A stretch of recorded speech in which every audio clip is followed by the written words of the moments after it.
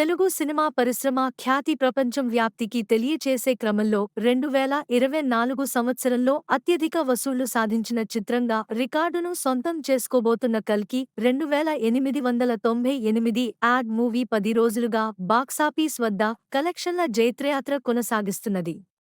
Mahanati fame Nag Ashwin దర్శకత్వంలో rebel star Prabhas, Indian super stars Kamal Haasan, Amitabh Bachchan ప్రధాన పాత్రల్లో దీపికా పదుకోన్ కీలక రోల్లో నటించిన ఈ చిత్రం ఇప్పటికే 900 కోట్ల క్లబ్లో ఎంట్రీ ఇచ్చింది.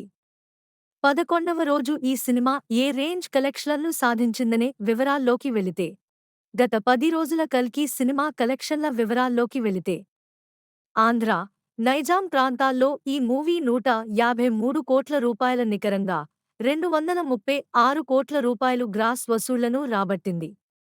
ఇండియాలో అన్ని భాషల్లో 507 కోట్ల రూపాయలు గ్రాస్, 200 కోట్ల షేర్ రాబట్టింది. ఇండియాలో ఈ సినిమా 600 కోట్ల గ్రాస్ వసూళ్లను రాబట్టింది. ఇక హిందీలో ఆరంభంలో తడబాటు కనిపించిన తొలివారాంతం తర్వాత ఊపందుకున్నది. హిందీలో ఇప్పటివరకు 200 కోట్ల షేర్ రాబట్టింది. 11వ రోజు కూడా 20 నుంచి 25 కోట్ల రూపాయలు మధ్య కలెక్షన్లు రాబట్టే అవకాశం ఉందని అంచనా వేస్తున్నారు. ఇక ఓవర్సీస్లో ముఖ్యంగా నార్త్ అమెరికాలో ఈ సినిమా రికార్డులు బ్రేక్ చేస్తున్నది. ఈ చిత్రం $16.5 మిలియన్ వసూళ్లు రాబట్టింది. ఇక ఇతర దేశాల్లో కలిపి ఈ సినిమా $30 మిలియన్ గ్రాస్ రాబట్టింది. దాంతో ఈ సినిమా 10 రోజుల్లో 845 కోట్లు రాబట్టింది.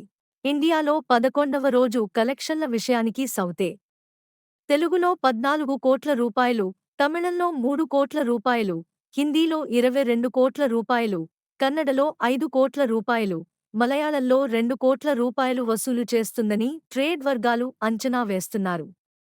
దాంతో ఈ సినిమా ఇండియాలో 44 కోట్ల రూపాయల నికర వసూళ్లు రాబడుతుందని పేర్కొన్నారు. ఇక ఓవర్సీస్లో ఈ చిత్రం ఇప్పటివరకు $30 మిలియన్ వసూళ్లను సాధించింది.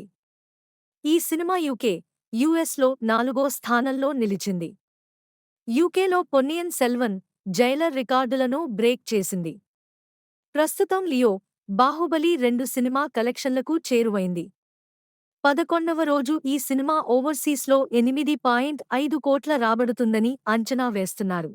కల్కి ప్రపంచవ్యాప్తంగా కలెక్షన్ల వివరాల్లోకి వెళితే, 10 రోజుల్లో 845 కోట్ల రూపాయలు కలెక్షన్లు రాబట్టింది.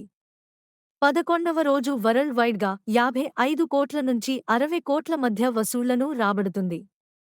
దాంతో ఈ సినిమా 900 కోట్ల మైలురాయిని దాటి 910 నుంచి 915 కోట్లు మధ్య స్థిరపడే అవకాశం ఉంది. త్వరలోనే ఒక 1000 మార్క్ను అధిగమించే ప్రయత్నం చేస్తున్నట్టు కనిపిస్తున్నది.